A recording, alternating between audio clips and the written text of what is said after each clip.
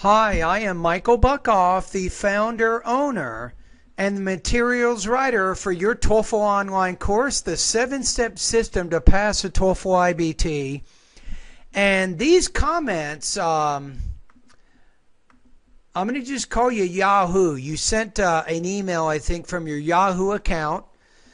And I'm not going to use your name here. So you say, "Hi, Michael, I have a big problem with speaking. I already had the TOEFL exam 4 times now. I need 26 for the speaking, and in my last attempt, I scored 22. In the other attempts, I got 23 and 24, so I'm actually going backward. I am so depressed. I began studying TOEFL 2 years ago, and I do not know what to do." Okay, probably one of the things you can do right now is to focus less on the TOEFL exam and focus more on your overall speaking fluency. So you might be spending too much time on the TOEFL exam, believe it or not, and a TOEFL instructor is telling you this. Isn't that crazy? Okay, let's go on the internet for a minute. Let's find out why you're getting the score you are. Okay, I'm gonna click on the rubrics. I have some rubrics for the independent speaking and integrated speaking. Let's just take a look at the independent speaking for a minute.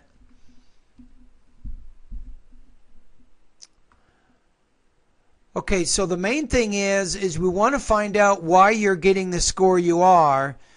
And at one point you scored 24, but your most recent score was, I think, 22 points. So what does that mean? It means here that your speech is basically understandable. Listener effort is needed because of unclear articulation, awkward intonation, or choppy, fragmented, telegraphic, and frequent pauses and hesitations. Now, when they say telegraphic, you might say, "I went store," instead of "I went to the store." So if you're leaving out prepositions and determiners and some of those grammatical words, that could cause you trouble. Or when you're speaking, my favorite hobby is swimming. Swimming is important. It is important to me because if you have a lot of frequent pauses like that, that's also going to cause you a lot of trouble. So we know from your score right now that you have some pronunciation problems, and that doesn't have to do directly with TOEFL study. That has to do with your speaking English on a regular basis. You're watching movies every day. You're watching the news at night. And all of those things become very important if you want to improve your pronunciation. Language use, according to the score and the rubrics, you could have limited range and control of grammar and vocabulary, and these limitations prevent you from fully expressing your ideas. Topic development, according to the rubrics, you're expressing mostly basic ideas with limited details and support. Sometimes you communicate your ideas unclearly and repetitiously. Connection of ideas are unclear in some parts of your response. So you have to make some improvements in pronunciation, grammar, vocabulary, and also in your development and your organization of ideas. If you can do that, you can improve. Now let me ask you a question. Okay. If you're living in the United States, and I'm not sure if you are, maybe you are, maybe you aren't, but you have to find opportunities to speak more English. But do you want to speak English in your heart? Which means genuinely. You're not just doing this to get a high score in the speaking, but you're improving your speaking because you have a genuine interest in using the language and in communicating with other people who speak English. Are you interested in communicating with people who speak English? Are you really genuinely motivated to improve your speaking skills, not just for the TOEFL? Right? So a lot of what you have to do here, it's psychological. You have to really want to identify with the new culture.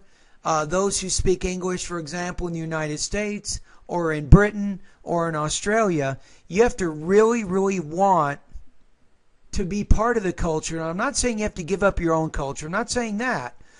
But you have to psychologically identify with the new culture. You have to do everything you can. If you're religious, for example, you're going to church in English on Sundays, right, in order to speak the language more and to identify more with people. So that's part of, I think, part of your goal right now is to really strongly identify with the new culture. This is something you have to do. Now, my recommendations right now are a few things. I recommend, as I said before, watch maybe 3 or 4 movies in English a week, every week. Find opportunities to talk to native speakers every week. And I'm going to recommend my 30-day TOEFL speaking study guide for you. However, it might not be enough. For example, when you start posting your speaking responses in my VoxyPop discussion group, remember that my basic rule is you can only post one speaking and pronunciation. You can post one speaking or one pronunciation practice test each day. That's it. Remember, my course is very inexpensive. So you can't just join my course and start posting 10 or 15 practice tests every day, not for $38 a month, right? But I will give you some really good advice. I'll give you tips. And each day when you post a speaking response, I'll go over it. I'll give you a score. I'll give you comments in both delivery, language use, and also topic development, so you can see specifically what your problems are. And the 30-day TOEFL speaking study guide, it will go over both pronunciation and speaking lessons at my website that you can complete to help to begin building your TOEFL speaking proficiency. But not just TOEFL speaking, but speaking generally. After using my course, you should be able to communicate more fluently with native speakers. That's my goal, not just to get a high score in the TOEFL IBT, but of course that's what you want to do, but you also want to use English with native speakers. For example, there's a lot of people who want to get 26 who want to become pharmacists here in the United States. So once you become a pharmacist, what are you going to do all day? You're going to talk in English to customers all day long. You're going to tell them about the medication that you're giving them. You'll give them some advice and even warnings about how they shouldn't be mixing this medication with other medicines and these kinds of things. You'll be talking, speaking English all day long, every day, 8 or 9 hours every day, 7 days or 5 days a week. So this is what you kind of have to think about, is why you're learning English and what you need to do after you take the TOEFL IBT exam. But anyway, good luck to you. If you have more questions, just send me another email at mbuckoff@aol.com. I'll be more than happy to answer your questions.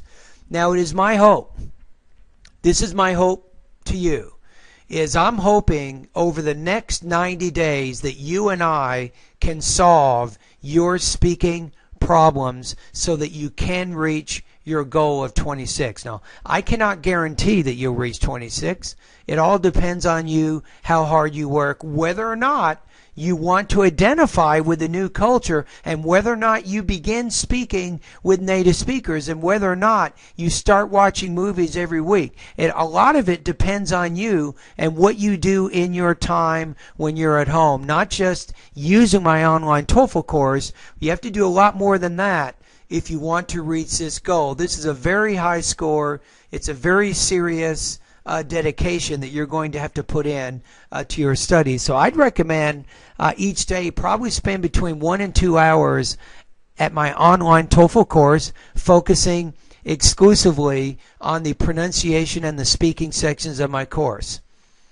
Alrighty, now I'm recommending the 30-day TOEFL speaking study guide, but once you subscribe to my course, you will have complete access to all 630 of my vocabulary, speaking, and grammar, reading, listening, writing, and speaking lessons. You'll have access to everything. The study guide is simply a suggestion of things that you can do that help you improve your speaking, and that's because that's exactly what you're asking me to give you help for. All right? All right. Have a good day.